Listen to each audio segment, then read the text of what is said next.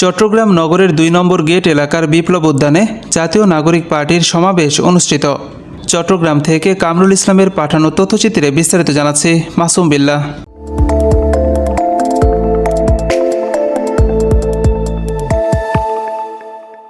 জাতীয় নাগরিক পার্টি এনসিপির আহ্বায়ক নাহিদ ইসলামের নেতৃত্বে বহদ্দার হাট থেকে বিপ্লব উদ্যানের সমাবেশ স্থল পর্যন্ত পদযাত্রা হয়েছে।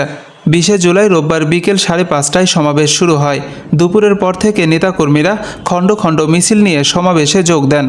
এতে অংশ নেন এনসিপির আহ্বায়ক নাহিদ ইসলাম, সদস্য সচিব আক্তার হোসেন, দক্ষিণাঞ্চলের মুখ্য সংগঠক হাসনাত আবদুল্লাহ, উত্তরাঞ্চলের মুখ্য সংগঠক সার্জিস আলম ও মুখ্য সমন্বয়ক নাসির উদ্দিন পাটোয়ারি সহ জাতীয় নেতারা।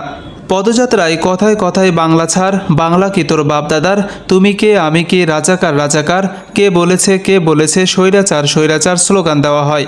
আহ্বায়ক নাহিদ ইসলাম তার বক্তব্যে বলেন, বাংলাদেশের একমাত্র কসমোপলিটান নগরী হচ্ছে এই চট্টগ্রাম।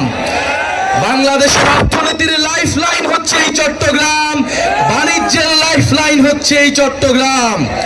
কিন্তু আমরা জানি, আমরা দেখছি চট্টগ্রামকে নিয়ে নানা ষড়যন্ত্র হচ্ছে, নানান পরশক্তি চট্টগ্রামের দিকে চোখ তুলে তাকাচ্ছে। আমরা হুঁশিয়ার করতে চাই, চট্টগ্রাম বাংলাদেশের জাতীয় নিরাপত্তার অংশ, চট্টগ্রাম বাংলাদেশের সার্বভৌমত্বের ভিত্তি।